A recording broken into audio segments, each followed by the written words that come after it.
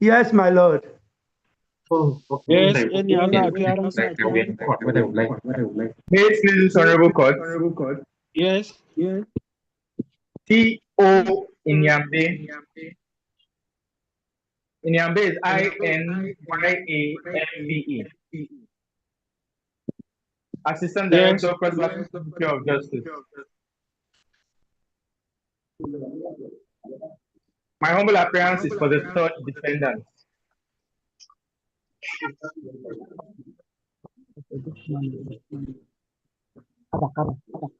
Yes, any other appearance?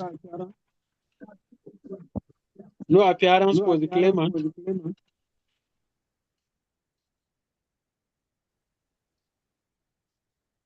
Registrar, have you served them with sharing notice of today's sitting? My lord, the claimant has his own. AOB.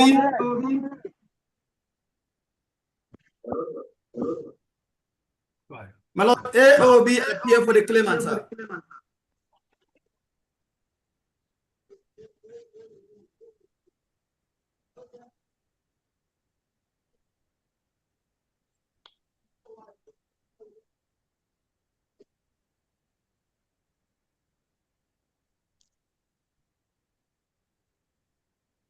This matter is for judgment. The judgment is ready to be read shortly.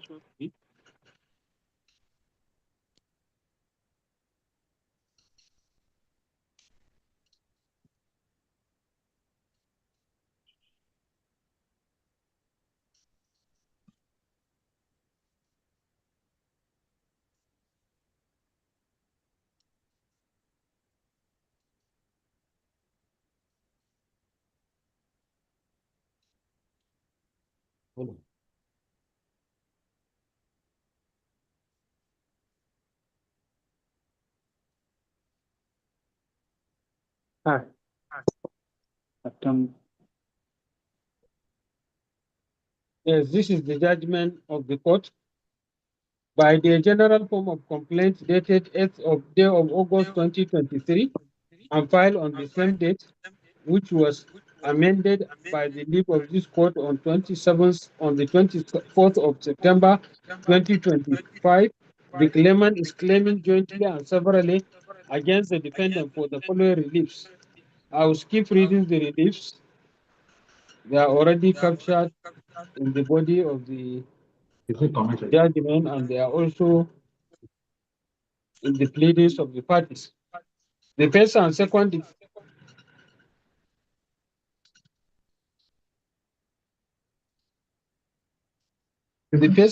defendants, in reaction to the originating processes, filed their joint statement of defense on the 18th day of November 2025, while the third defendant's statement of defense was filed on 28th of November 2025.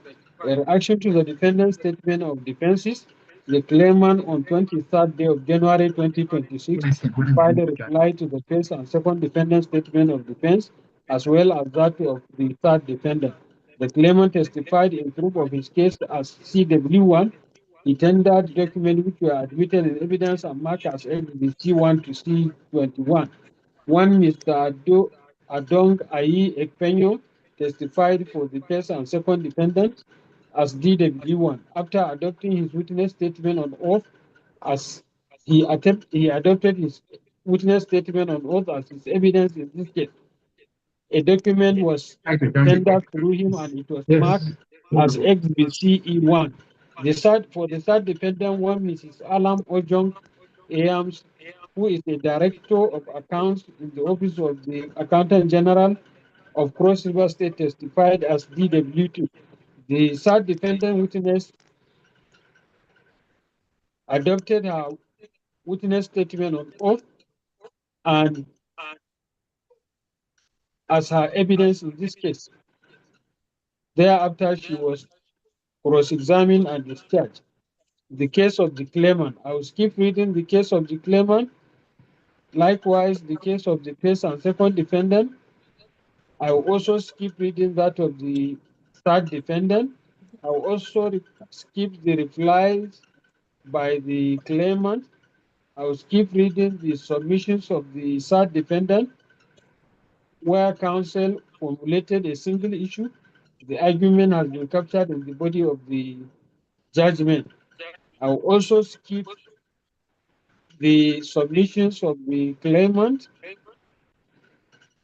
the arguments on the issues formulated, on the three issues formulated have been captured in the body of the judgment. So I now go straight to the decision of the court. I have considered the processes filed by the parties, the evidence adduced at the trial. I have equally considered the enlightening written and oral submissions of counsel for the claimant and third defendant. It is to be noted that the third defendant has, in its written arguments, formulated a single issue for determination, while counsel for the claimant formulated three issues for determination. The counsel for the first and second defendant failed and neglected to file final written address.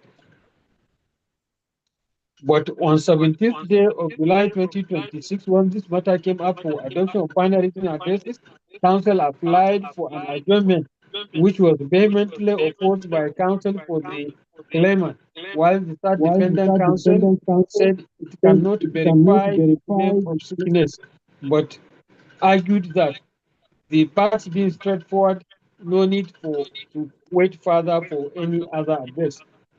In my short ruling, I refuse the application for adjournment and order adoption of the final written addresses that have so far been filed in the matter. From the facts and pleading before the court, the claimant's case is predicated on non-payment of his alleged 11-month salary and refund of out-of-pocket expenses incurred in the day-to-day running of Obudu substation of the second dependent, following his appointment as general manager of the substation by the governor of Cross River State. The reliefs being sought by the claimant are a mixture of declarations,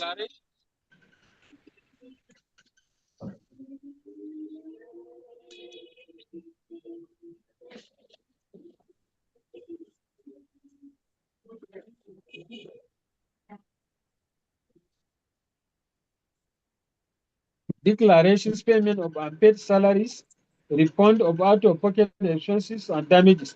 The law is well settled that a claimant who seeks declaratory relief, the burden is on him to prove his entitlement to those reliefs on the strength of his own case. A declaratory relief will not be granted even on admission by the other party.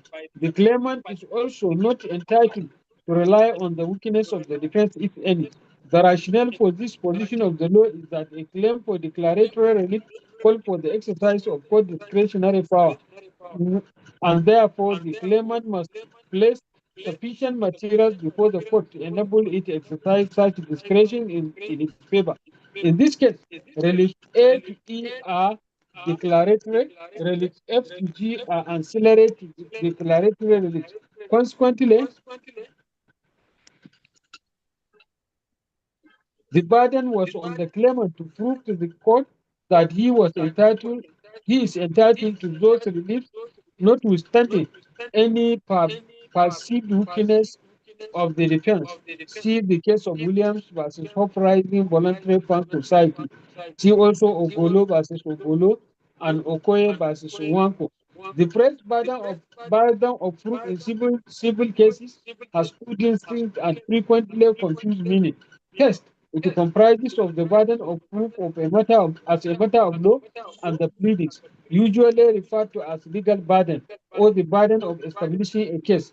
The second it comprises of the burden of proof in the sense of adducing evidence, usually described as the evidential burden, while the burden of proof in the third sense, in the first sense, is always stable. The burden of proof in the second sense may shift constantly according to the scale of evidence or the or on or as it preponderates.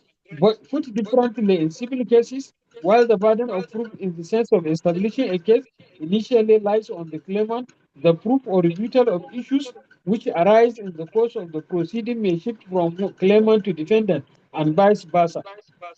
In this case, the burden is on the claimant to prove his entitlement to the relief sought before the court, before the burden shifts to the defendant. See the case of Duakoi versus Ogumbi. See also Osauru versus Zeruka.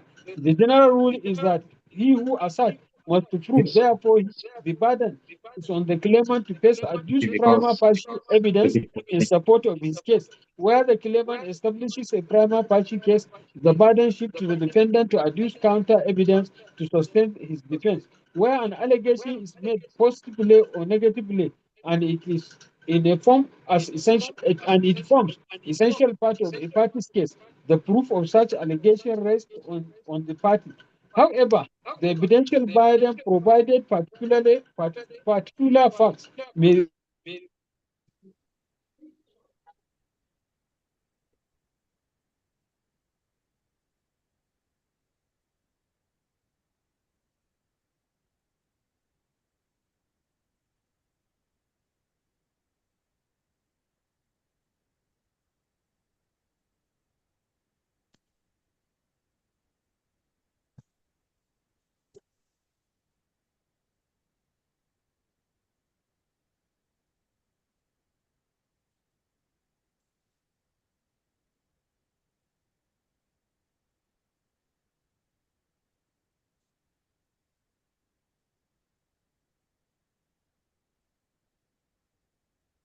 going by the settled position of the law on burden of proof in the case at hand, the onus is on the claimant first and foremost to establish his case. If he succeeds, then the burden will shift to the defendant. In employment relationship between parties, an employment relationship is a contractual one and is governed by the terms and conditions of the contract between them, or by the statute or by the constitution as provided by statute or constitution as the case may be. This means an employee is only entitled to make claim from his employer based on stipulations contained in the terms and conditions of contract as provided for by the statute, constitution, or as implied. See the case of Wabani versus Golden Guinea Brewery PLC. There are three categories of employment: a pure master-servant relationship under the common law; two, employment where the office is held at pleasure of the employer, uh, as a pleasure of the employer; and the third one, employment protected by statute, which is termed as statutory labor. See the case of Iderima versus River State Civil Service Commission. See also the case of Lanyan versus University of Lagos. And employment with statutory labor is that employment where the procedure for employment and discipline are governed by statute. See the case of Federal Medical Center, Ido Ekiti versus Olajide. It is now settled that conditions of service which will give statutory labor to a contract of service cannot be a matter of inference. See the case of Idonogbe Ogu versus NNPC.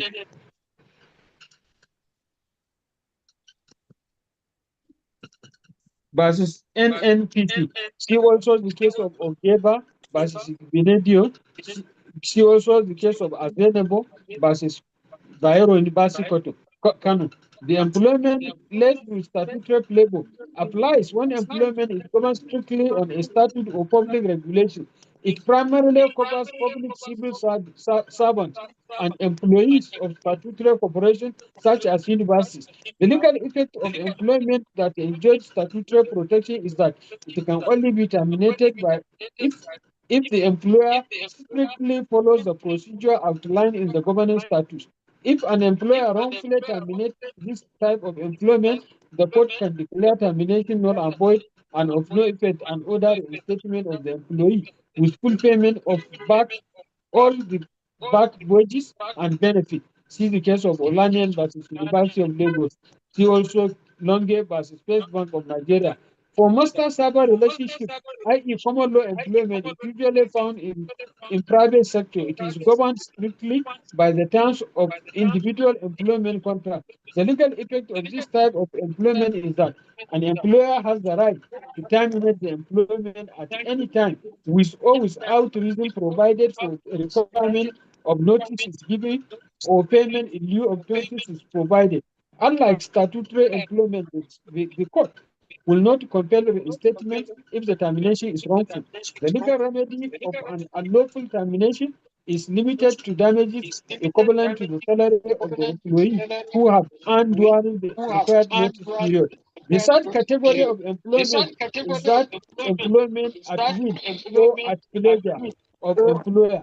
This is rooted strictly in the freedom of contract. This applies where the employment is held solely at the pleasure of the employer.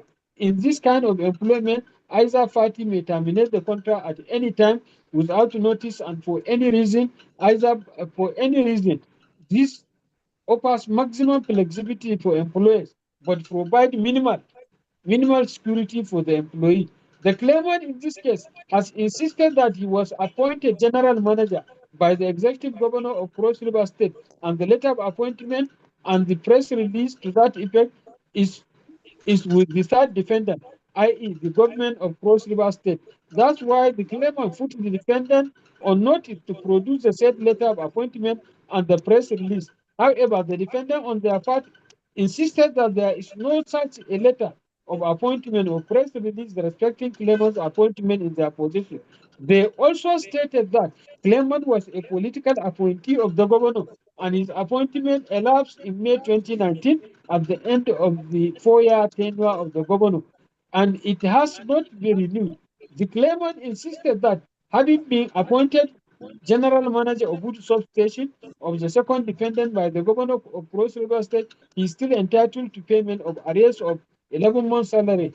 The claimant is also relying on Exhibit C1, the letter of introduction from the water board, the second defendant, as evidence of his appointment.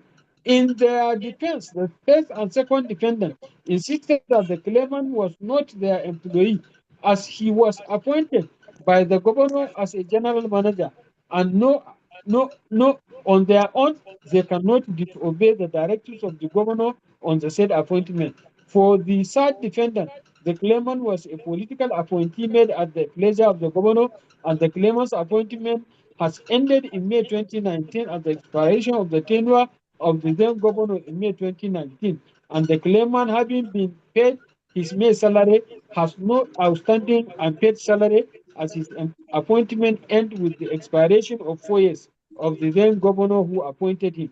As pointed out earlier in this judgment, the law is settled that he who asserts has the burden of proof of his assertion.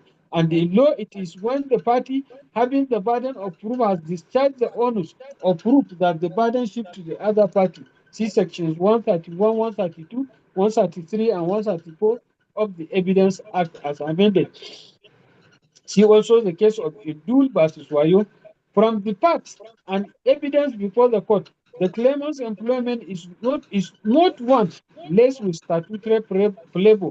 As Cross River State Civil Service Commission, the constitutional body charged with the responsibility of making appointment into the civil service of Cross River State, was not involved in the appointment of the claimant. In that respect, the claimant is not an employee appointee of the third defendant in this case. The facts of this case have also clearly revealed that claimant has no master-servant relationship with the defendant under the common law, as the claimant has not tendered his purported letter of appointment or employment for the court to examine and establish the claimant's employment status with the defendant. As in a contract of employment, the general principle is that the letter of appointment must be tendered as it is the document that the court will look at in considering the rights and obligations of the parties therein. See the case of Morofla versus Kwara State College of Technology. See also the case of organ and gases, organ and others versus Nigeria liquefied natural gas. See also a Purbe versus Ugbon. However, the application of the general principle must necessarily depend on the pleading and evidence laid by and the issues which call for determination in a particular case. In the instant case, a community reading of the pleadings of both parties clearly shows that both parties are all at an idem that the claimant was appointed by the then governor of Cross River State. The failure of the claimant to tender his letter of appointment is fatal to his case, as it as it is one of the vital and crucial documents that can assist the court in determining the status of the claimant and his right and obligation and the right and obligation of the parties therein. In the circumstances, I have no choice than to accept the position of the defendant that the claimant was a political appointee of the governor and his appointment elapsed in May 2019 when the tenure of the governor ended, and since there is no evidence that claimant's appointment was renewed, the claimant cannot claim to continue to be in service after May 29, 2019. However, the admission of existence of claimant's appointment by the governor does not obviate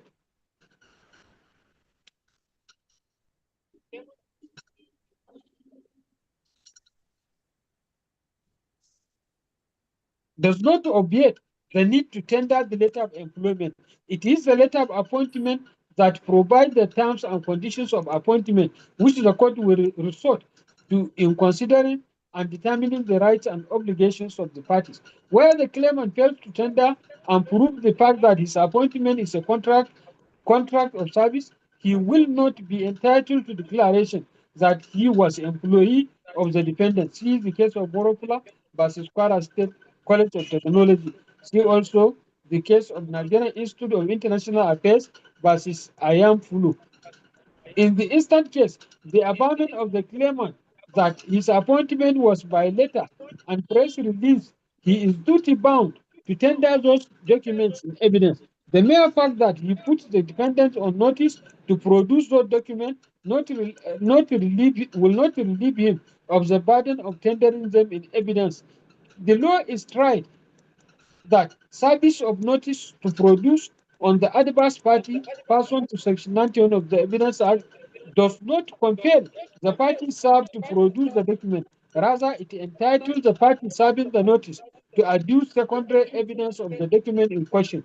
In this case, the claimant not only pleaded the existence of letter of appointment and press release in the pleadings, he gave the defendant notice to produce the originals. The remedy of the party serving the notice is to adduce secondary evidence of the content of the document or documents. In other words, failure by the party to serve with the notice to produce a document entitles the party served with the notice to lead evidence to lead or adduce secondary evidence of the document in question. See the case of Awushe versus Odili, see Eweje versus OM Oil Industries Nigeria Limited. At the risk of repetition, let me iterate that generally the letter of appointment must be resorted to in considering and determining rights and obligations of the parties under a contract of service, where the claimant, as in this case, failed to plead and prove the facts of his appointment in a contract of service, he will not be entitled to declaration that his appointment subsists. However, where the defendant admits the existence of the contract and the conditions of service is put in evidence, it may be no longer necessary to tender letter of appointment. See the case of Aliu versus Simon Azuo versus Nasara State House of Assembly. See also Sokoto State Government and another versus Sambo. Yeah, see Sambo Yahaya. See also one Sambo Yahaya Nawawi. What is the failure of the claimant to tender in evidence his letter of appointment means is that his appointment was at the pleasure of the then governor who appointed him. This type of appointment by governor is at will or at pleasure. Is recognized. This legal concept is recognized under Nigerian labor jurisprudence as employment at pleasure or office held durante bene placito. In this kind of appointment, the appointee starts purely at the discretion of the governor. The governor possesses the absolute executive power to hire and fire the individuals at any time for any reason or for no reason at all, without the need to follow rigorous statutory procedures. This type of appointment generally applies to political appointees, the personal aides, rather than career civil servant. See Section 218, 208 of the Constitution as amended. See also Oni versus Governor of Ekiti State. See also the case of Eze versus Governor of Abia State. See also the case of Governor of Ekiti State versus Akinyemi. From the above authorities, it can be deduced that any person who accepts an appointment at the pleasure of the governor can also be removed at the pleasure of the governor.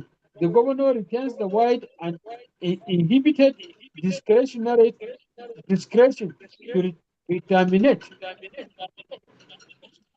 the appointment or fire the appointee at will. The cases have also brought out a sharp line between career public servants and political appointees holding office at the governor's pleasure, as political appointees do not enjoy the statutory level protection granted to regular civil servants. From all the above analysis, I have come to the conclusion that with the claimant's admission under cross-examination that he was political appointee of the governor of Cross River State and failure of him to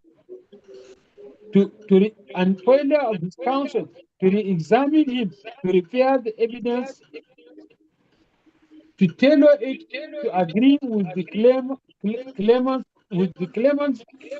with the claimant's pleading that he was employee of the defendant.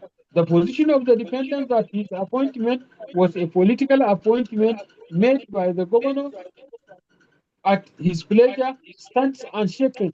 This is because the law in law what was admitted need not to be proved again. In the circumstances of this case, the claimant's appointment with the third general manager was a political appointment. I am strengthened by this opinion due to the strength due to the absence of letter of appointment showing contrary view.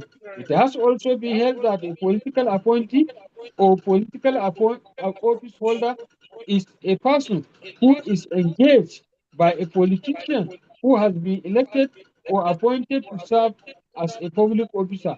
His appointment is at all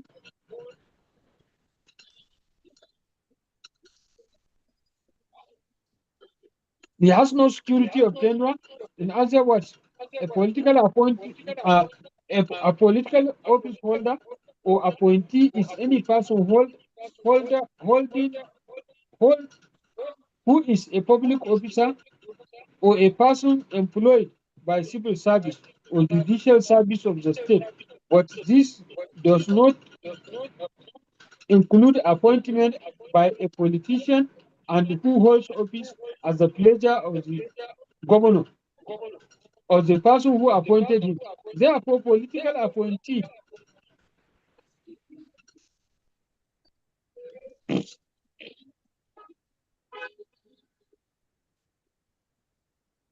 therefore, political appointee or political office holder is not civil servant, both of state and federation. Neither is he a public servant. See it when that is called a Pene local government council. Political office holders cannot qualify to be a public service of the state. See the case of INEC versus OG. In the end, the claimant has not proved entitlement to declaration sought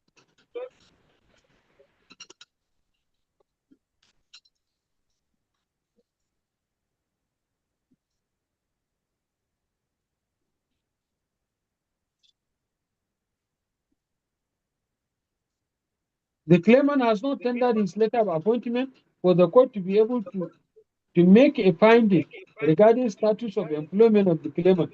The claimant seemed to have abdicated his duty of establishing employment by submitting that that notice has been given to defendant to produce his letter of appointment and press release where the governor announced his appointment.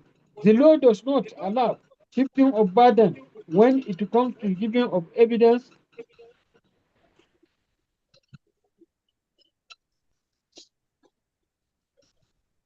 The law does not allow shifting of burden when it comes to the issue of notice to produce. The law is well settled that a party who gives notice to produce must have copy of the document in his possession. In this case, the failure of the claimant to adduce secondary evidence upon letter of press clearly goes to show that the defendant had been claimed. When the failure to produce letter of appointment and press release respecting the said appointment means is that claimant has not established existence of the said purported letter of termination.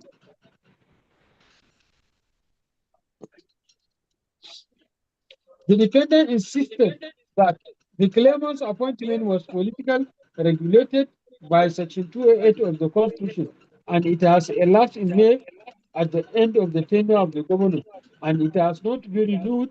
That's why claimant was paid salary for 1 month, and as evidence of his claim.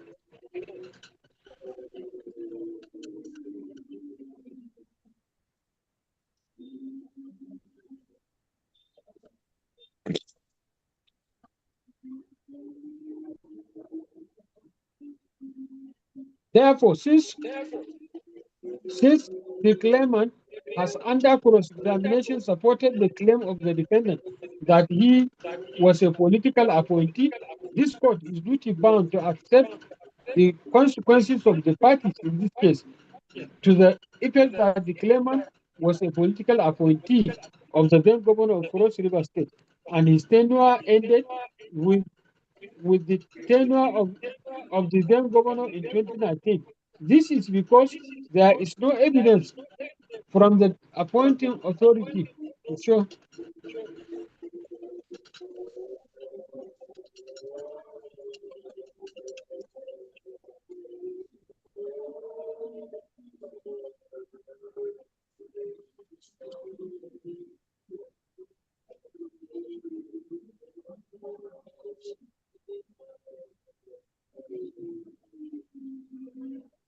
This is supported by the fact that claimant, when confronted with his own Exhibit 21, he informed the court that the salary paid to him on 30th of April 2019 was his May salary, and there has been no any further payment to the claimant. The stoppage of the claimant's salary means end of his political appointment.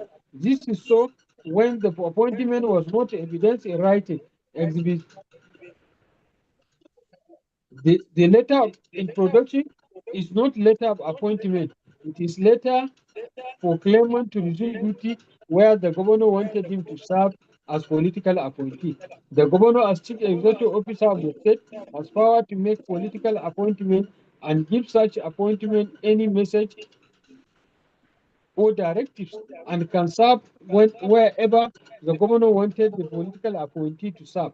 It is in this respect that Clement was appointed general manager of Obudu substation of the second defendant, which is the state enterprise.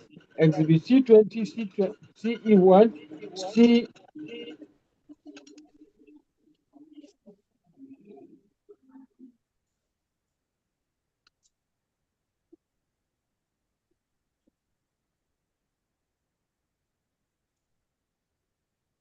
In view of the foregoing, the claimant has willfully failed to to establish his to establish that he was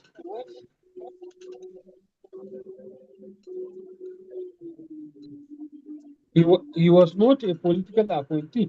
This his claim has misconceived and the claimant has misconceived as misconstrued his appointment and equated it to the employment with the said defendant. The payment of salary from Accountant General as per payslip Exhibit C20 does not remove claimant's appointment from the governor and transferred it to the defendant in this case. The court, having found claimant's appointment to be that of a political appointee and had elapsed in May 2019, the claimant has woefully failed to establish entitlement to 11 months salary arrear. I now turn to the claim for refund of out-of-pocket expenses. For the claimant to succeed on this claim, he has the onus to prove where he drews his authority for the expenses which he incurred on behalf of the second defendant. In his pleading and evidence, the claimant has stated that upon being appointed general manager of Obudu substation of the second defendant, he found he, he found where released to undertake repair of machines and purchase of diesel to run generators for pumping water the general public. According to the claimant, all the expenses he undertook were approved. However, despite the pleading of approval, he might,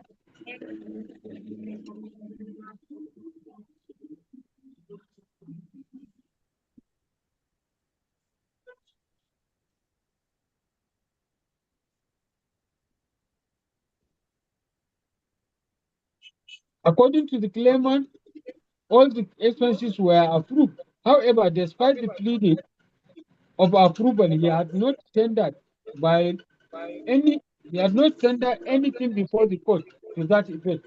The payment vouchers tendered in evidence cannot serve as proof of approvals. The approvals attached to the payment vouchers were approvals given by the claimant himself, but there is no evidence of any other approval by by his by his superiors tendered in evidence before the court. The payment of vouchers and invoices showing the expenses to which it seeks for refund. The first and second defendants have equally stated that they do not practice out-of-pocket expenses. With this assertion, the onus is on the claimant to prove that out-of-pocket expenses are normal way of executing functions and duties in the running of the second dependent.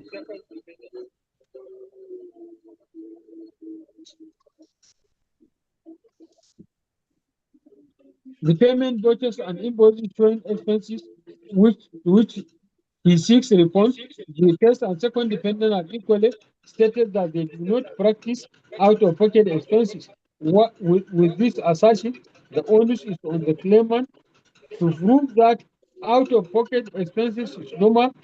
Claimant's failure to prove that he is indeed mandated to incur out-of-pocket expenses has dealt a blow to his claim for refund.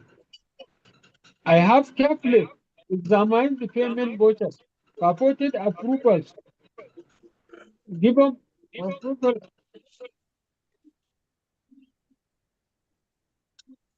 The approval given by the claimant would have sufficed if claimant has tendered his terms of condition of service, granting him such prior power to incur out-of-pocket expenses.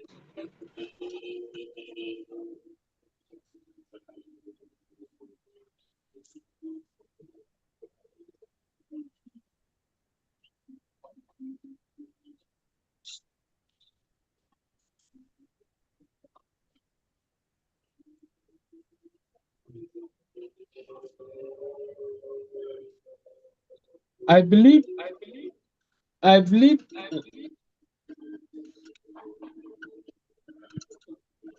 I have carefully examined the payment vouchers. The purported approval was given by the claimant himself, Udimai, which I believe is the claimant himself. The approvals given by the claimant would have sufficed if claimant had tendered his terms and conditions of service, granting him such power to incur out-of-pocket expenses. The claimant's claim that out-of-pocket expenses is practiced in government circle cannot avail the claimant. The reason being that the claimant is not employee of government, is purported appointed, and he has not also tendered any evidence to show that it was not the practice it was not the practice. Apart from his ipse dixit, the governor has mandated him to incur out-of-pocket expenses.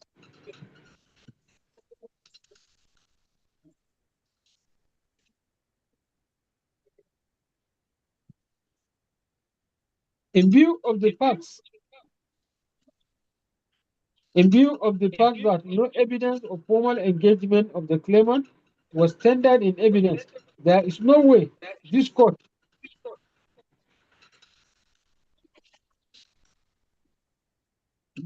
will know the extent of authority of the claimant or his approval limits.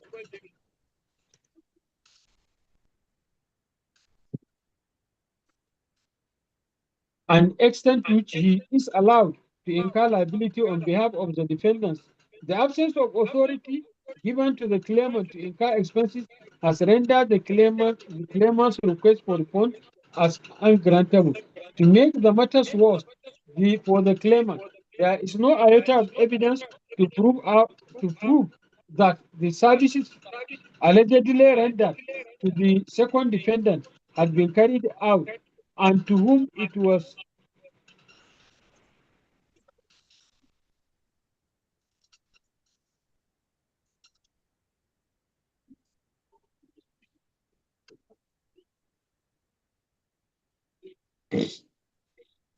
for the supply of diesel. There is not any evidence adduced to establish that the said diesel was supplied and received at the second defendant's office. There is no store receipt voucher to indicate the receipt of the diesel and no certificate of work done in case of repairs of the machine. The absence of evidence that second defendant enjoyed the benefit of the services rendered to have been rendered or to have been rendered, this court is not in a position to grant claimants claim for out-of-pocket expenses. If there had been evidence of supply and services rendered, this court would have readily acceded to the claimant's claim as sham. From all I have been saying above, the claimant in this case has woefully failed to prove entitlement to any of the relief sought. The claimant's claim is vexatious, speculative, and it is hereby dismissed. I make no order as to cost. Parties to bear their respective cost. Judgment is entered accordingly. As the court pleases. Yes, call the next case. Registrar. My Lord, we Yes, are my grateful, lord. sir. You are welcome. We are grateful, my Lord. Suit Registrar. number NIC. Yes, my lord. Suit number NICN CA 45/2023 between Mr. Sylvester Mbe Otima and Biase Plantation Limited, Wilma. My lord, the parties are absent.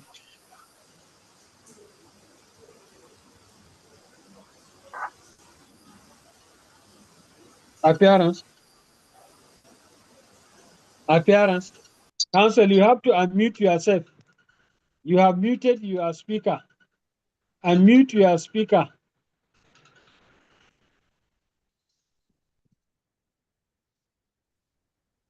Unmute your speaker. Touch your screen. Okay. Okay, my lord. With profound respect to my lord, line with Yes. Abang appear for the claimant.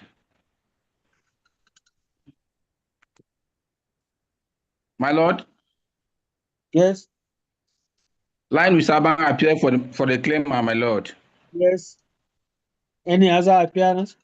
My lord, for the defendant, Atta Ochinke, with me is OE on OE Tao, my lord.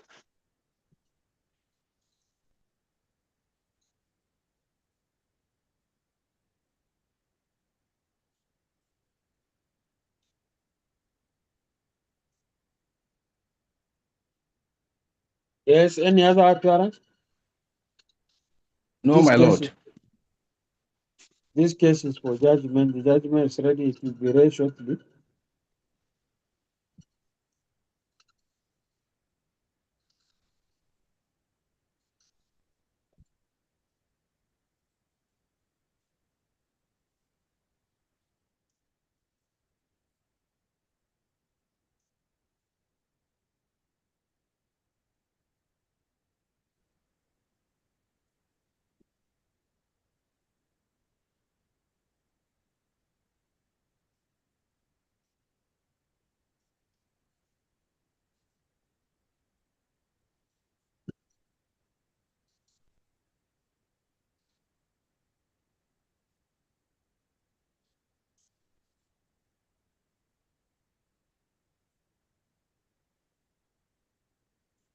Yes, this is the judgment of the court. The claimant commenced the suit by a general form of complaint dated 3rd of October 2023 and filed on the same date, accompanied by a statement of fact, witness statement of oath, list of witnesses, list of documents, and photocopies of documents to be tendered as evidence at the trial. While with the leave of court granted on 16th day of July 2024, the claimant amended his statement of facts filed on 17th day of May 2024 was deemed properly filed and served. In the amended statement of facts, the claimant claim against the defendant as follows. I will keep reading the reliefs. Upon being served with the originating process, commencing this with the defendant, filed her statement of defense and other accompanying document on 17th day of November 2023. As a result of claimant's amendment of the statement of fact, the defendants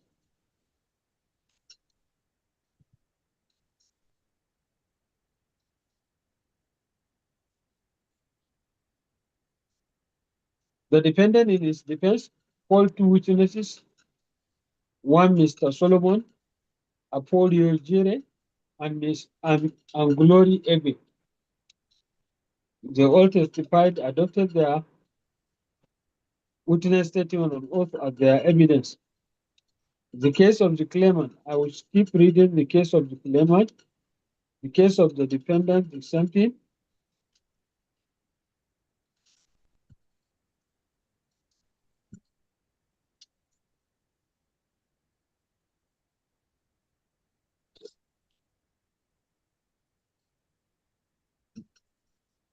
I will skip reading the submission and the argument. They have all been captured in the body of the judgment. I go to the submissions of the claimant that also had been captured in the body of the judgment.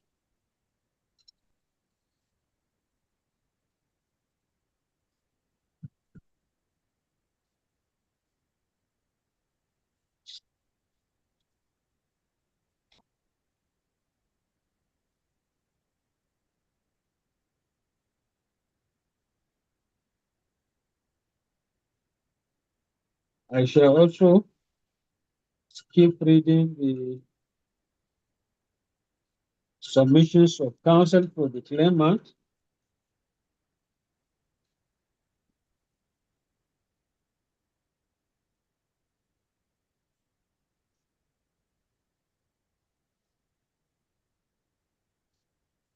Mhm.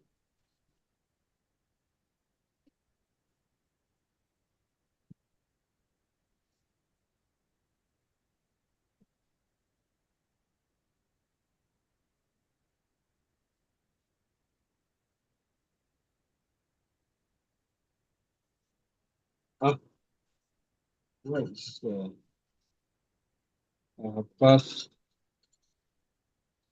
on to go back.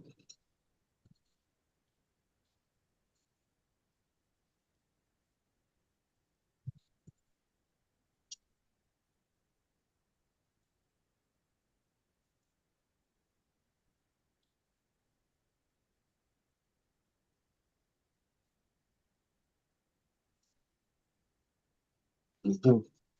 Yes, this is the decision of the court.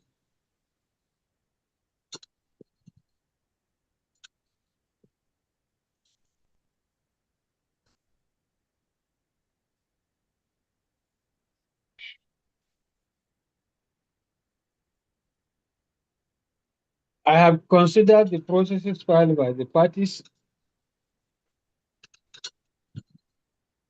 and read through the facts and evidence adduced at the trial. I have also taken time to scrutinize the several documents tendered and admitted in evidence in the course of the trial. I have also given consideration to the enlightening and weighty submissions of learned counsel for the parties, carefully noting the several decided cases relied by counsel. Coming to the determination of the claim before the court, it has been established by a long line of decided cases that the burden of proof in civil cases, like the case at hand, rests always on he who asserts. Therefore, the burden in this case rests on the claimant to establish his case before the said burden can shift to the defendant, who is required also to adduce material evidence that can prove his case.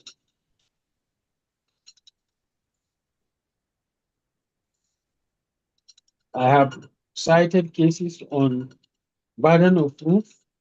What emerges from the above cited cases is that burden of proof in civil cases is of two types. The first one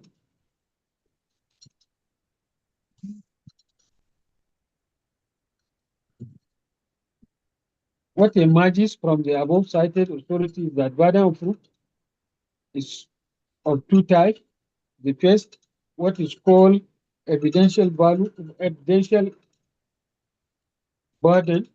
which is the onus on the claimant to prove his entitlement to the claim before the court.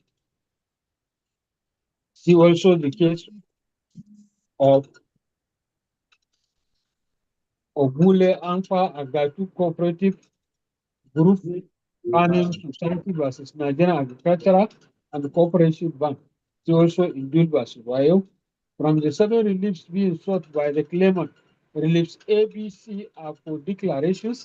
It is right law that court will not make declaration or grant declaratory reliefs unless such reliefs have been proven by evidence by the state of that the state seeks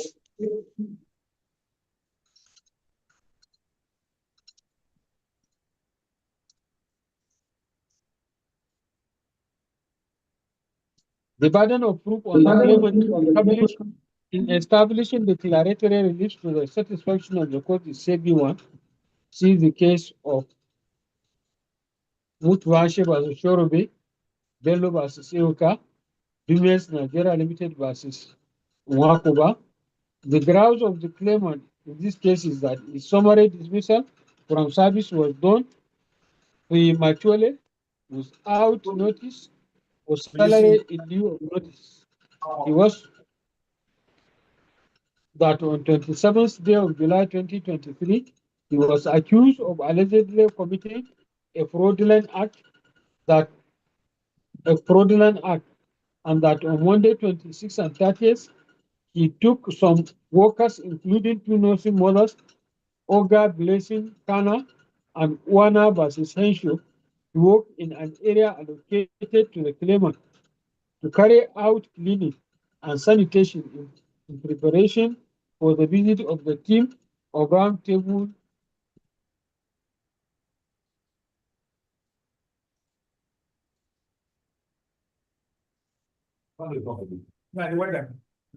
Consequently, a query was issued to the claimant to explain or to show cause why disciplinary action should not be taken against him. He promptly answered the query, but the defendant was not satisfied with the response. A panel was set up to try domestic inquiry to investigate the allegation of fraudulent act against the claimant. According to the claimant, the panel members merely asked him to introduce himself without a further opportunity to his role or activities he carried out on these allegedly days of committing of the so-called fraudulent act. Rather, the panel members attacked him with questions, insult, and derogatory remarks, and, and dismissed him, defeating the purpose of the invitation.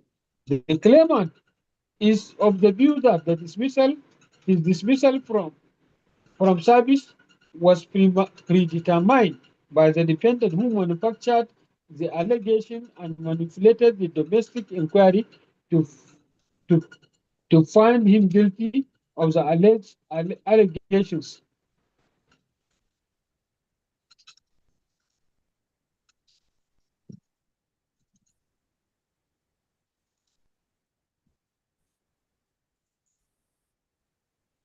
Yes, 3 years now.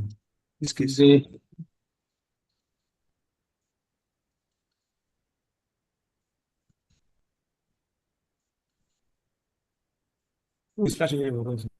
As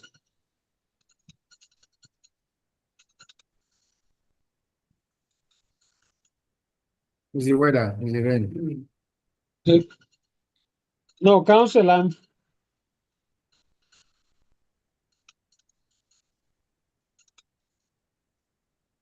That one, it's not hearing.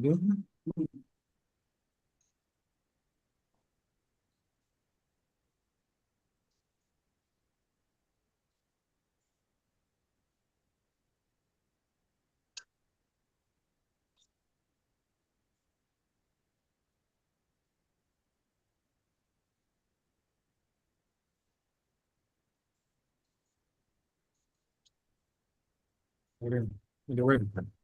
the claimant is of the view that his dismissal was predetermined by the defendant who manufactured the allegation and manipulated the domestic inquiry to find him guilty of the allegations, which were not true or related to him, just to sack him from work. The claimant insisted that Glory Egbe, assistant manager, is responsible for his ordeal and dismissal from the defendant's employment as she vowed to deal with him because of certain incidences that happened, which led to his query and subsequently dismissal. The said Glory Egbe was bearing grudges against the claimant because of posting of pictures over a fruit farm and hazard notice at crèche under her jurisdiction or control. According to the claimant, Glory Egbe sat in the domestic inquiry panel as one of the members throughout the city. It is also on record. Claimant was issued with query by the HR officer in the HR department of the defendant, and the HR manager presided over the panel of inquiry. The claimant's employment was for the defendant, while the defendant maintained that claimant was dismissed for established fraudulent practices and denied that the allegation was based on false allegation. The claimant's employment was not prematurely terminated without notice as or, or, or salary in lieu of notice, but it was based on gross misconduct in defrauding the defendant. The claimant was queried to show cause why disciplinary action should not be taken against him for the fraudulent act. The claimant tender transfers Oga Blessing, Kana, and Wana Henshaw from one division to another without due process, which aided fraudulent practices. Fraudulent practice of paying the staff days that they did not work for.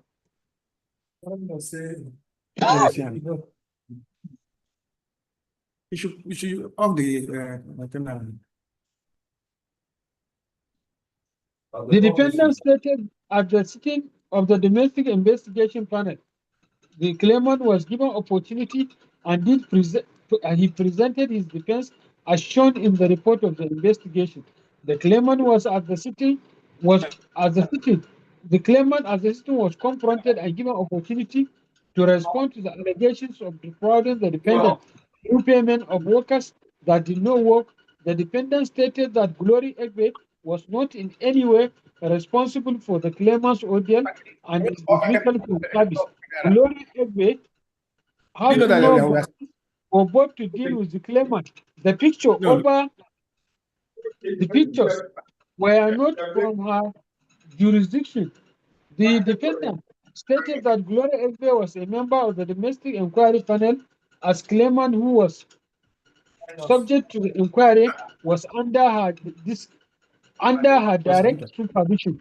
Gloria Egbe was not the chairman of the panel, neither did she play any role that prejudiced the claimant. The decision of the panel was collective based on the facts, not sentiment. The presence of Gloria Egbe on the panel did not change the fact that the claimant engaged in fraudulent behavior, leading to his dismissal by the defendant. The query issued to the claimant was signed by the human resource officer in charge of Claro Estate. The panel was presided by human resource manager of the defendant, who is based in regional office and has no personal interest in the matter. The human resource manager sits as chair on all the domestic inquiries involving an officer of the defendant estate. The domestic inquiry panel was constituted in accordance with the staff handbook. The claimant did not protest the composition of the inquiry panel of inquiry or raise the issue of likelihood of bias. The claimant took part in the proceedings.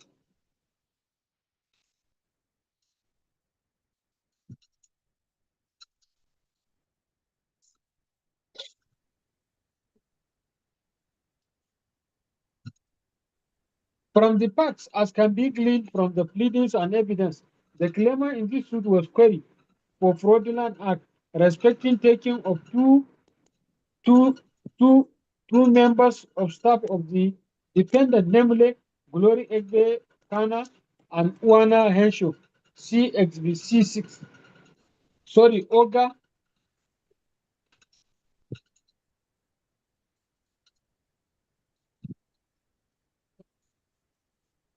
CXBC6. The defendant, not satisfied with the response of the claimant, set up a domestic inquiry panel as per XBDWA1 in accordance with the employee handbook. At the end of the hearing, the claimant was summarily dismissed from service as per XBC7. Dissatisfied with his dismissal, claimant approached this court to challenge validity of the said dismissal. As according to the claimant, his dismissal was illegal, wrongful, null and void. Let me say here that the law is well settled that in labor cases, in labor matters, the kind of reliefs to be granted by the court is determined by status or relationship. In the case at hand, the status of the relationship between the parties is that employer-employee relationship governed by common law and not by status. So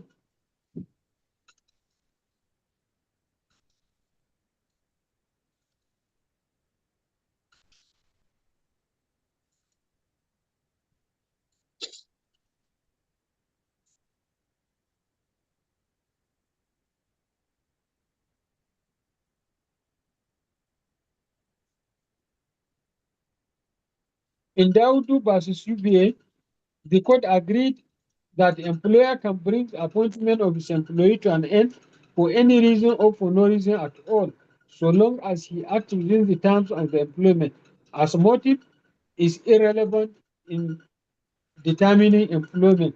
However, if a reason is given for the termination or dismissal of an employee, the burden lies on the employer to justify the same reason. See the case of Kule or Sayan versus Bank of Nigeria PLC. See also Angel Shipping and Dine Limited versus Aja. The claimant was summarily dismissed from service, while an employer is not bound to give any reason for lawful termination of contract or service. He must give reason for summarily dismissing a servant. In the instant case, the employer gave reason for the summary dismissal. If it is not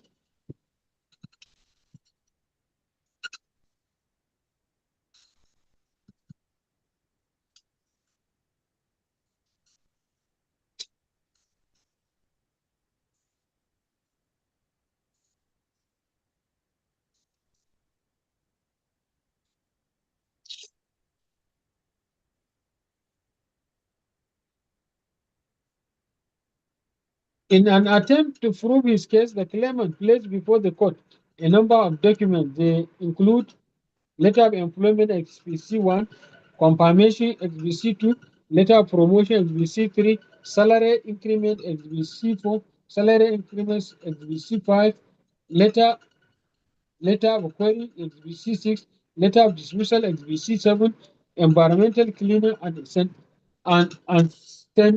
sanitation program XBC 8, list of employees XBC 9, staff handbook and report of domestic inquiry were tendered in evidence and marked as XBDW2 1A and DW2 2B 2A respectively. Exhibit C7 is letter of dismissal. From its content, claimant was summarily dismissed for service with immediate effect for fraudulent act and other willful act of gross misconduct. The dismissal of the claimant from service was predicated on misconduct. As pointed out earlier in this judgment, the concept of dismissal espouses the power originally and ostensibly extant common law power exercisable by the employer, only usually as a disciplinary measure. A lawful dismissal implies a wrongful repudiation on part of the employee, which is deemed to determine the contract of service, entitling the employer to treat the contract as at an end and justify sacking or removal of the dismissed employee if the employer so wishes. For an employer to be entitled to so treated a contract of employment at an end, of course, there must be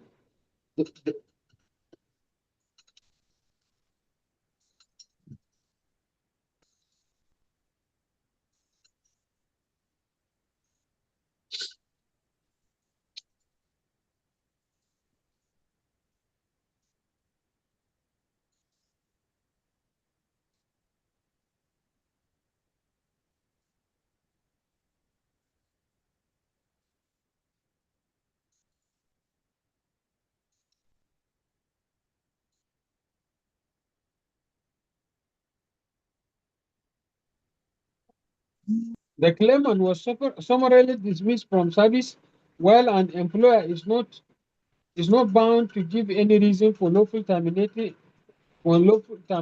of contract of service. He must give reason for summarily dismissing the servant.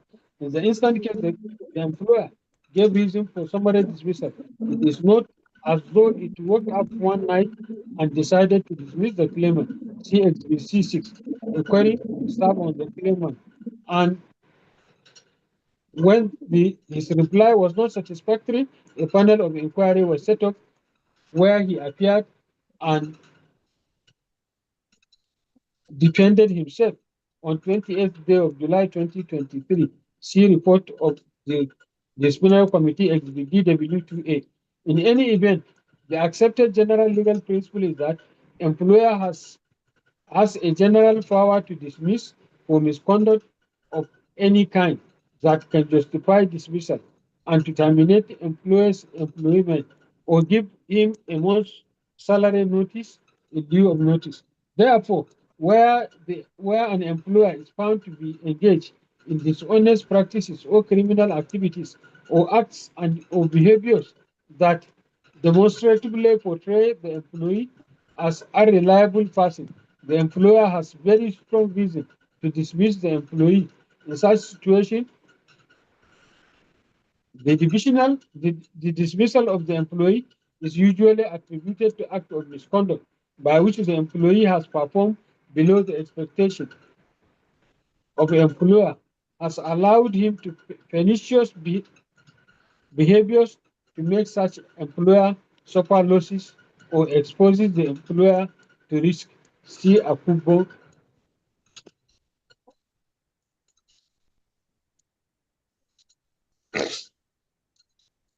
The claimant has strenuously argued that he was dismissed without notice, payment in lieu. The law is well settled that an employee may be summarily dismissed without notice and without wages if he is guilty of gross misconduct. See Boston Deep Sea Fishing Company Limited versus Ansel, and the case of Babatunde Ajayi versus Texaco Nigeria Limited. And gross misconduct has been identified as a conduct that is of grave and weighty character to undermine the confidence which should exist between an employer and an employee.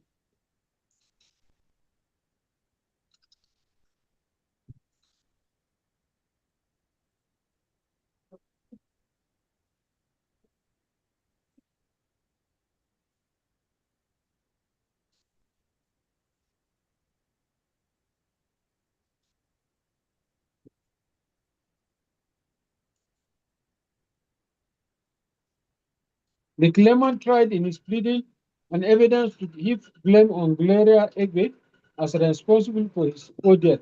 The claimant, in his attempt to prove his assumption has stated that his posting to group WhatsApp with which Gloria Egbe reacted has shown that Gloria Egbe is having grudges against the claimant. But the law is clear that motive has no place in determining employment. When it comes to the issue of discipline of employee, therefore the claimant was wrong to heap blame on Glory Egbe, respecting his dismissal from service of the dependent. That's why an employer is not obliged to give any reason for firing an employee. But once the employer gives reason for the termination or dismissal of an employee, the burden lies on him to prove his entitlement.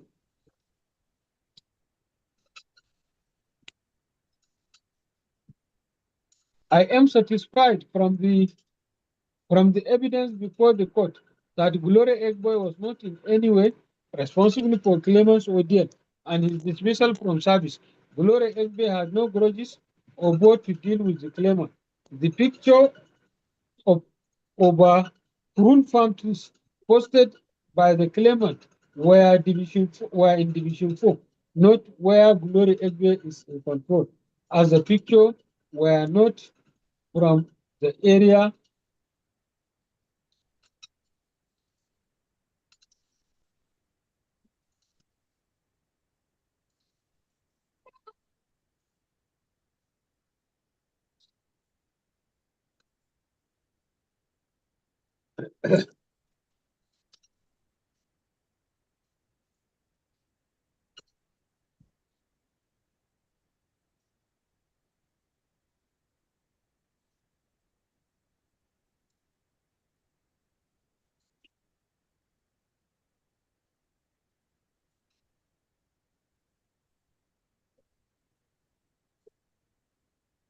as in the case at hand, there is no any doubt the employment of the claimant has no any iota of strip labor. It is an employment governed by common law principles and the agreement of the parties, Exhibit C1 and DW1A staff handbook. Therefore, the employer has the right to dismiss claimant in line with agreement of the parties, Exhibit C1 and DW1A, respectively, as these are the terms and conditions govern the employment. It has made ample provisions for taking disciplinary action against erring employee. Clause 4.11 of Exhibit DW1A has spelled out clearly procedure to be followed for dismissal of an employee of the dependent. By these rules, the dependent has the right to be disciplined, to discipline its employee, but who did not breach any of its who breached any of its policies, an appropriate sanction to be attached to it. Where an employee demonstrates unsatisfactory conduct that is inconsistent with his responsibilities or position and therefore disruptive to such smooth working of the dependent branch or put the dependent image or reputation at risk, disciplinary measures can be invoked against the employee. In any event, it is a question of circumstances and facts as revealed from the evidence before the court that determine what particular act amount to misconduct. One common parameter has always been considering employees' conduct since by by his con- by his contractual obligation, he may not misconduct himself. But still, it has remained a further question of what degree of breach that will surpass as misconduct. In Nigeria Arab Bank versus Shaibu, the Court of Appeal cleared the Court of Appeal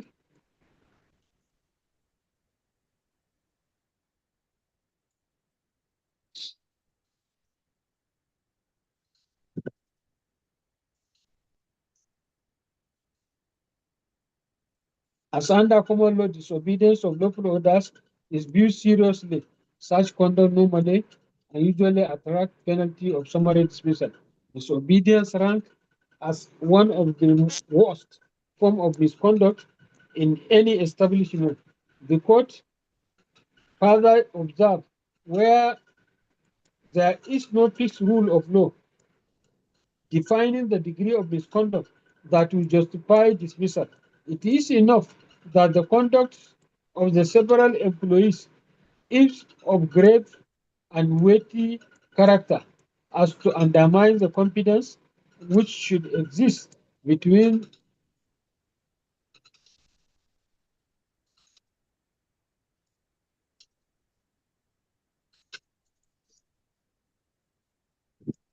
the question that presently arises, therefore, is whether the defendant has justified the dismissal of the claimant. The facts and evidence before the court shows that claimant was accused of allegedly committing fraudulent act on 26th and 28th of June 2023 when he took same workers, including two nursing mothers, Oga Gleason Kana and Wana Henshaw, to work in an area allocated to the claimant without following due process, thereby making it easy for the two nursing mothers to be paid for some days they did not work. The claimant has, in his evidence, admitted carrying out the two nursing mothers to his location. I am satisfied the defendant has cause to discipline claimant for misconduct for violating clause 16A and B of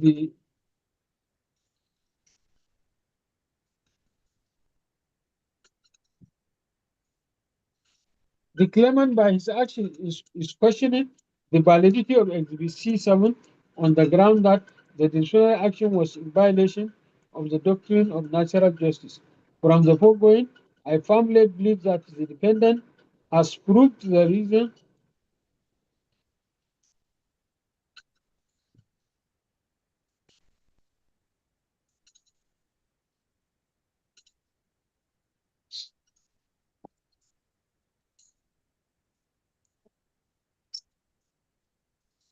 this is because the claimant, by not following due process, is using workers, nursing mothers, to work against the deep interest of the employer, which is gross misconduct entitling the employer to dismiss summarily as per clause 16 of the exhibit DW1A staff handbook, allegedly violate the doctrine of natural justice in the conduct of the disciplinary proceeding that resulted in dismissal of the claimant.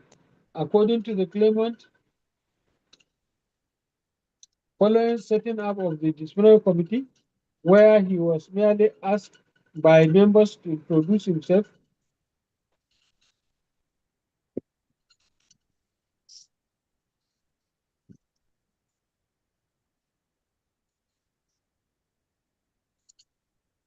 the claimant is also of the view that dismissal was premature by the defendant, who manufactured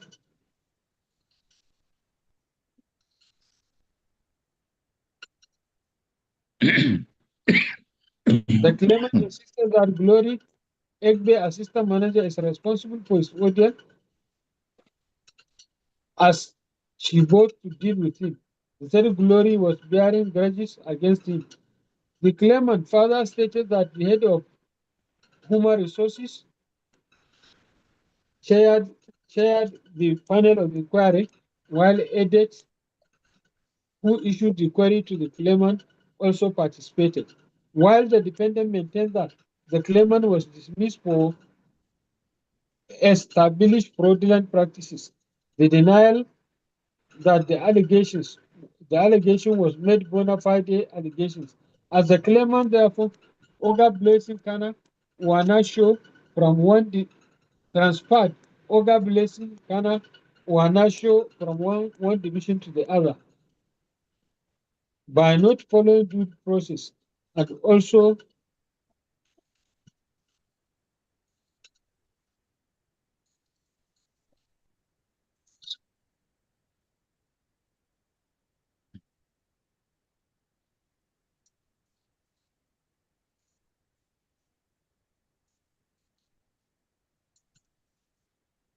after reviewing the facts and evidence of the parties on allegation of infraction of the doctrine of natural justice, i.e., that is how the altering pattern, here the other side, and also Nemo Judas in Kausaswa, that is, no man should be a judge in his own cause.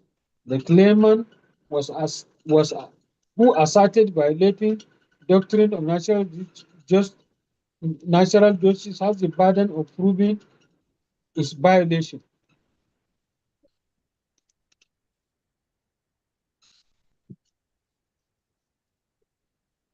The defendant attempted to justify presence of Gloria Ogbo and human resources and EDAC on the panels that the panel was set up in line with staff handbook exhibit DWA 1, and that the decision reached was collected without any interest to serve. By the doctrine of natural justice, a man may not be a judge in his own cause. The maxim is nemo judax in capsasua. Thus, a preliminary interest, though not only one, is the commonest and the most offensive type of disqualifying interest. A previous knowledge of the facts of the pending case is a likely bias likely to influence the minds of the person or persons deciding the allegation. See the case of Ako versus Abu. Bias can arise from three situations. One, it could be as a result of pecuniary interest in the litigation. B, it could arise from blood.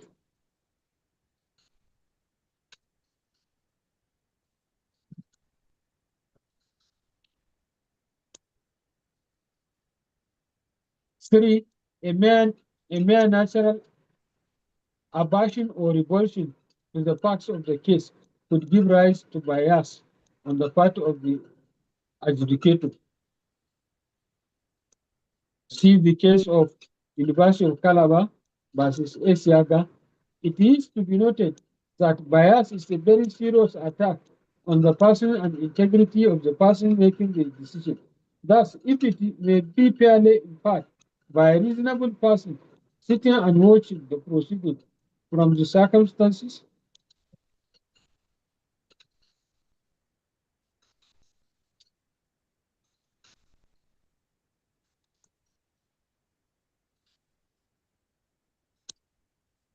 in considering whether there was a real likelihood of bias, it is not the mind of the adjudicator that should be looked at.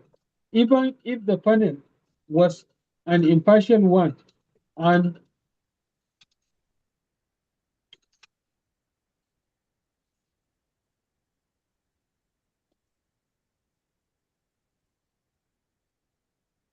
if right-thinking persons would think that in the circumstances there are a real likelihood of bias on his part, then he should not sit.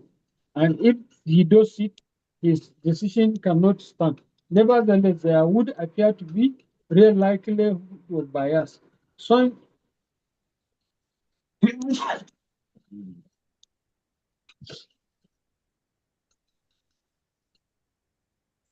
however, surmise or conjecture cannot be enough. In the instant case, by the facts and circumstances, the presence of either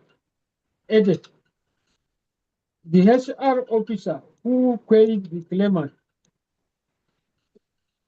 clearly shows that he has full knowledge of the facts of the case.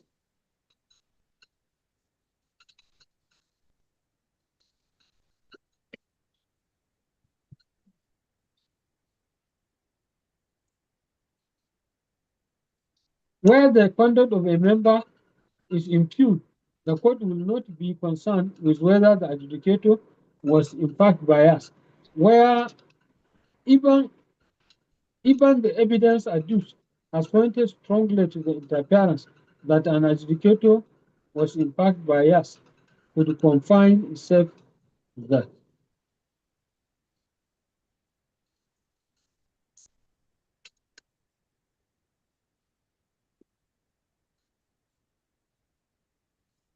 The question is always answered by reference drawn from the circumstances. The reason for the attitude of the court is that it would be unseemly for the court to purport to pry into the state of mind.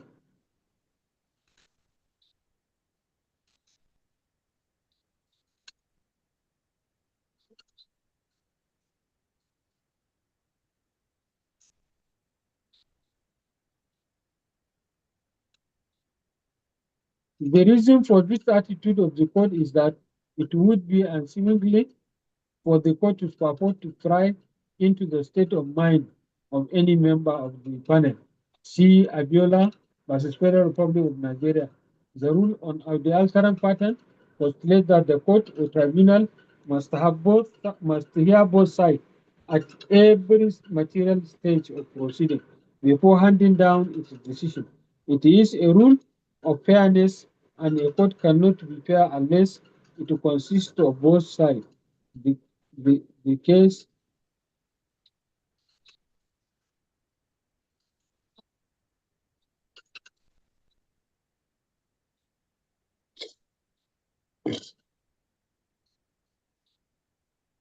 it is a rule of fairness, and a court cannot be fair unless it considers both sides.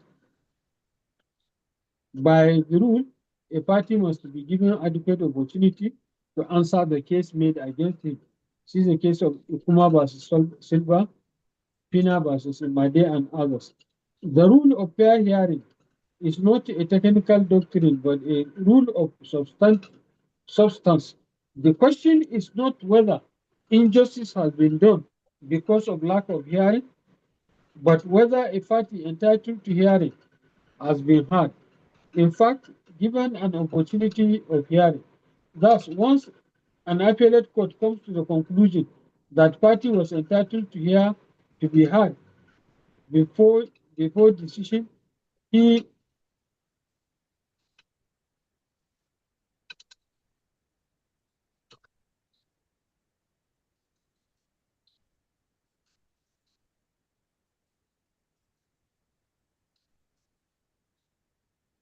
the burden is on the party who alleges the breach to establish it.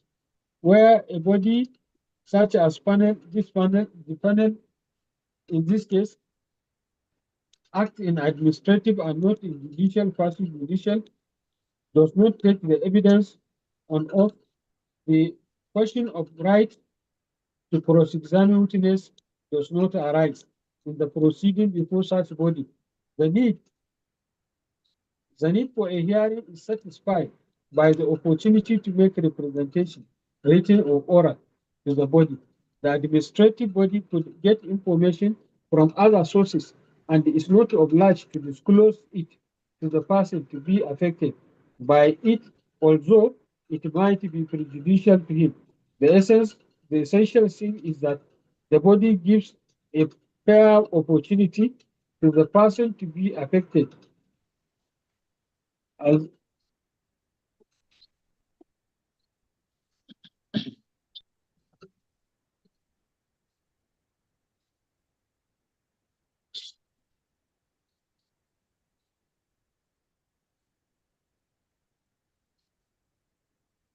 by his submissions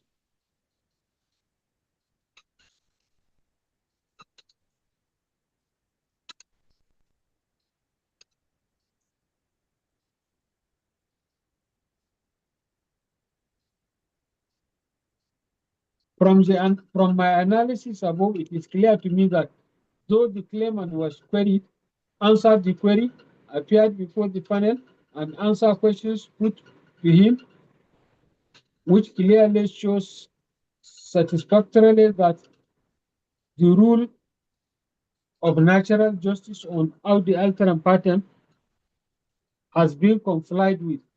But there is still a snag as regards to the membership of the panel.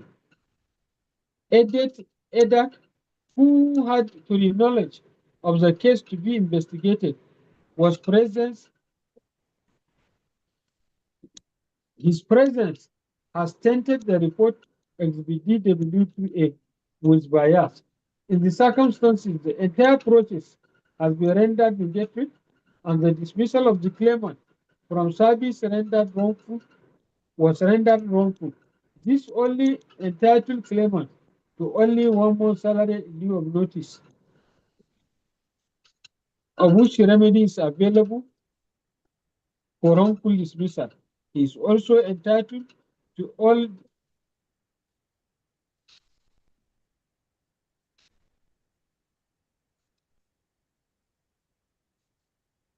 he is only entitled to claim to 1 month salaries in lieu of notice.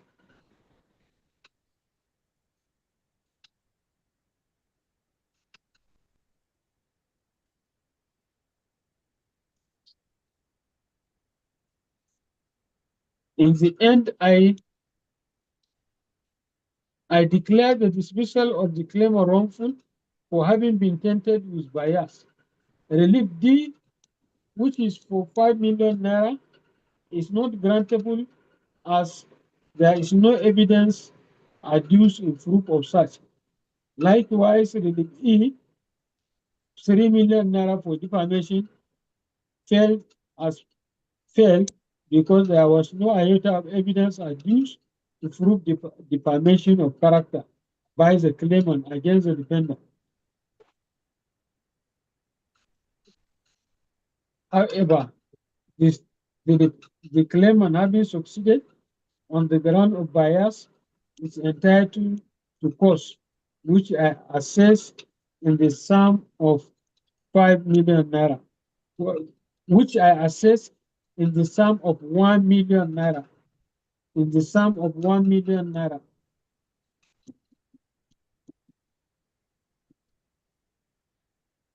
And cost of 500,000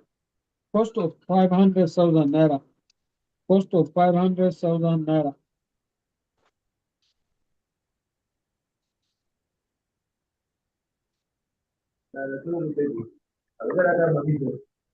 In this judgment is hereby entered accordingly. As the court We are very grateful, my Lord. We're grateful, my Lord. You are welcome. Thank you, my Lord. Call the next case. Yes, my lord. Suit number NICNCA 11/2023 between Mr. Idris Jiwa Adewale and one Clinton Brown to Nature Resilience International Limited. My lord, the parties are absent.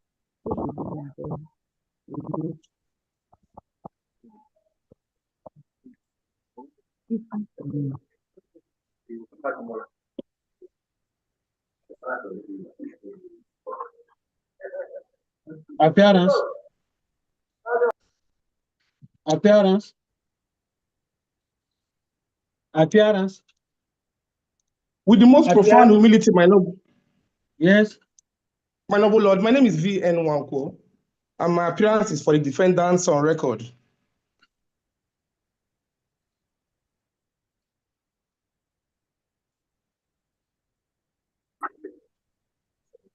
Yes. Any other appearance? Because the counsel for the claimant, Messi Abasiakan, was here. I saw her in the meeting. Even her client also was here in the meeting. I can see in Fatima Giwa. I think that I don't know. Possibly, I don't know why they're not talking. Please unmute your mic and talk.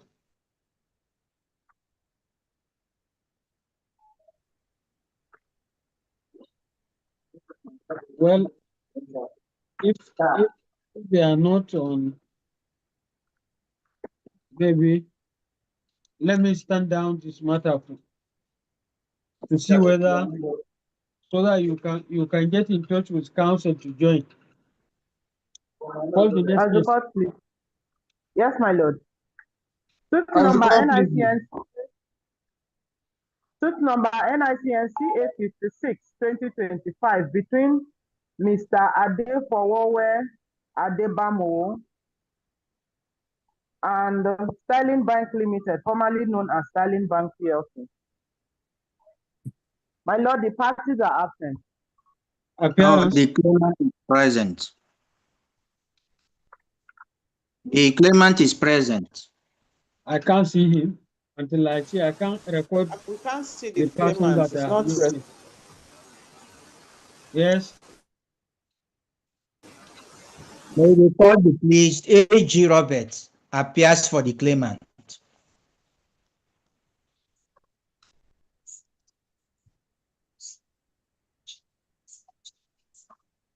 Yes. May I please, my lord? Yes. Ekpedeme Iyoro. Who? Ekpedeme Iyoro. Iyoro. In short. I can't see you until I see you. Yes. My lord, am I visible now? You say? Am I visible now? Hello? I'm taking appearance. Ekpedeme Iyoro. Epe. Iyoro. Maybe abbreviate. Iyoro is Iyoro, my lord. Iyoro. Yes. With me for the defendant. They are My saying learned friend. Koko. sorry. My learned friend appears with me for the defendant. Say your mic is open. It's open now. We Leave can't, the picture. please. But they are Don't not make asking me it for. orderly. We have to see your face. Concerning the sound. They have to see my face now. Hello? Otherwise, I will not record you. They said they have to see my. No, I want Huh? to. My face Hello? not I showing. want to. Please, let me see. Tap that Counsel, your you have to make yourself available through your I video don't have face now. on your camera for me to record you. If you don't on your camera, I will not record you. My own way that they call Press now. that. Press that. This one. Press your yes. Come back. No.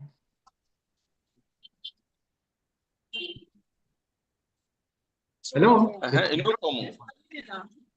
Yes, counsel, don't waste our time, please. If you are not ready, say you are not ready. My lord, I'm ready. I can't see you. Wow. Yes. My lord, am I visible now? You can hear. You can Yes. hear it. Huh? Answer him. Hello? Yes, Yeah. I'm seeing you. Good afternoon. Good afternoon. This is Doctor. Idris Giwadewale. Please, you have to on your camera. Okay, my lord. Okay. And we are not on that case. We have put down that matter. We are on the case of Ade Powe.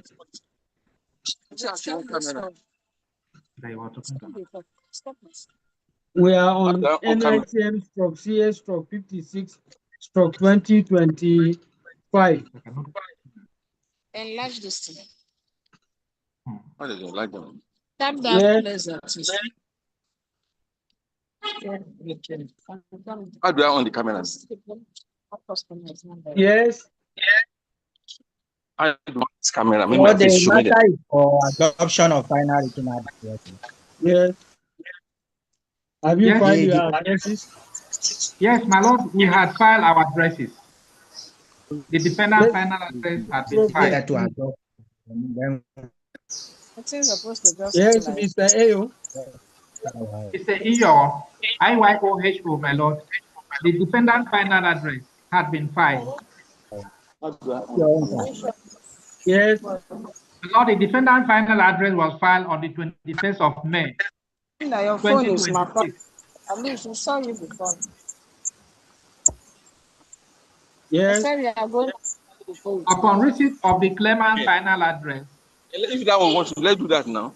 You say? defendant filed Let's do now. address on point of law on the 5th of June, 2025. I don't have shopping. I have long. 2026, my Lord. I'm sorry. Yes. Address on Please point go of back. law, 5th June, 2026. Yes. My Lord, we adopt same as our argument for the case. Why are not go cook? I say they fine. Now you go come buy them again. Hey, please, we are in court. Don't make noise. Those who want to make noise, should exit, please. They want to see my face now. Yes. My Lord, we adopt same as our argument and urge that the claimant case be dismissed. Yes. Lord, upon receipt of the defendant's final written address, the claimant's filed his final written address dated and filed on the 29th of May, 2026, my Lord. Yes. We adopt same Yes. as our argument in support of our case, and we urge you with all sense of humility to uphold, to find and hold that the claimant has proved his claims on the merit and consequentially grant him, my Lord. We are Yes. most grateful. Thank you, my Lord.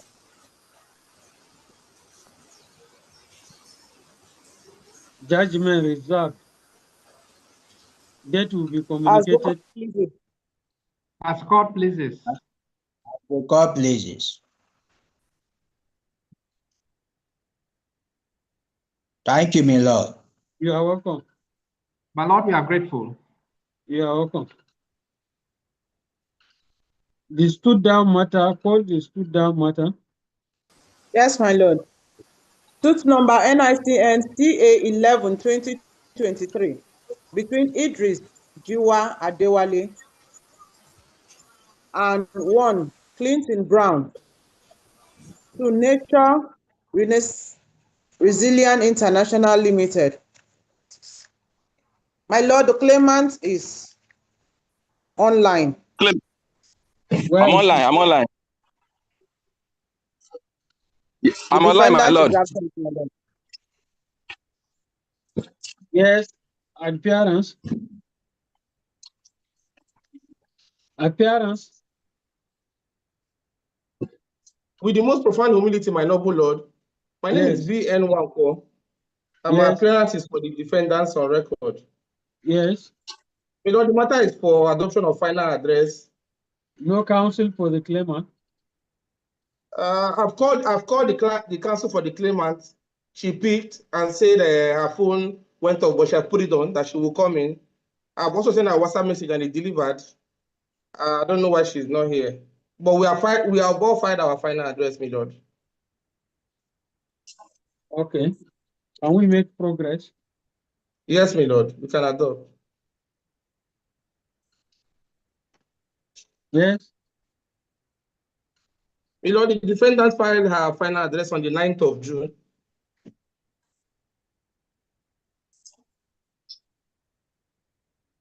Yes. And also and it was also filed and dated on the same day. Yes. My lord, we adopt the final written address as our oral statement before this court.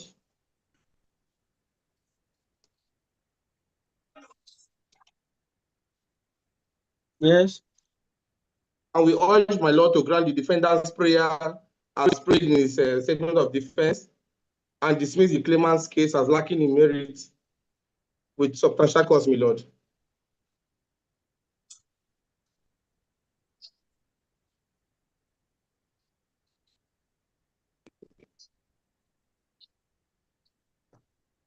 Yes. My lord, the counsel for the, I think the counsel for the claimant is here, so I will let her adopt her final address. Yes. Council, you have to unmute yourself, please. Unmute yourself. You have muted your microphone. Your mic is mute. Unmute your microphone.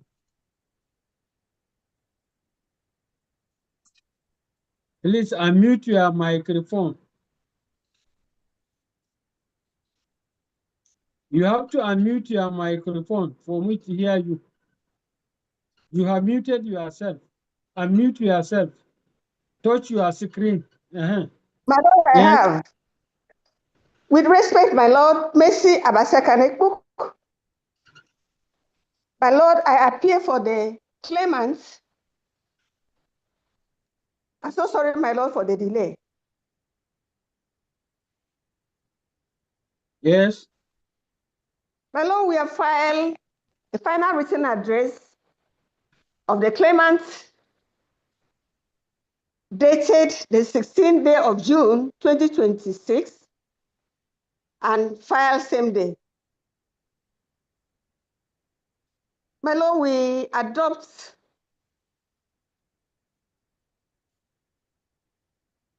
Yes. My Lord, we adopt all the arguments canvassed in this case, and Yes. we urge this honorable court to grant all our prayers and grant all our prayers. Contain the Yes. pleadings based in the Yes. documentary and oral evidence before the honorable court. We ask, Yes. my Lord, to grant all our relief. This is our humble prayer, my Lord. Thank you, my Lord.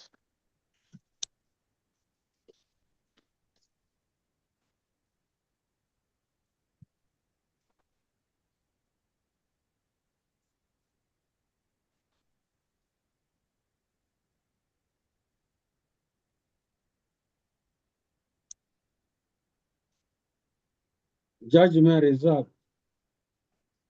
Date to As be the court communicated pleases. to court. As the court The court pleases.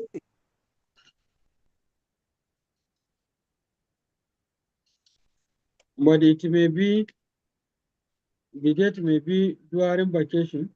So council have to be ready to get it during vacation. As the Thank you, court my Lord. pleases. As the court I'm pleases. most grateful. Thank you, my Lord. You're welcome. Register, Thank call the you. next place. My Lord, that's all for today. Okay, thank you very much. Thank you, council. Thank you, my Thank Lord. Thank you, my you. Lord. You're welcome. Happy holidays, my Lord. Thank you. Have a nice day. You too, my Lord. Thank you, my Lord. We are grateful.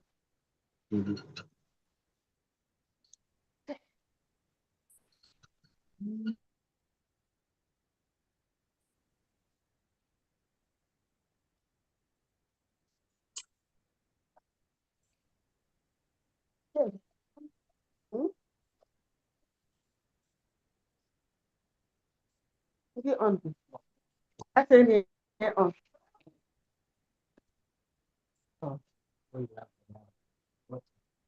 Yeah, I don't know.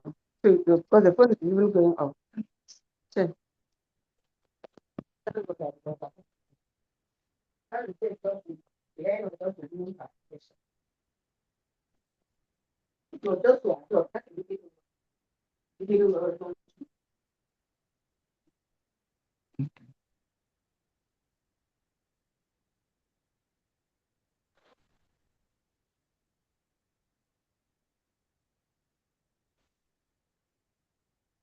Good chat. I'm a check. Must know your Korean.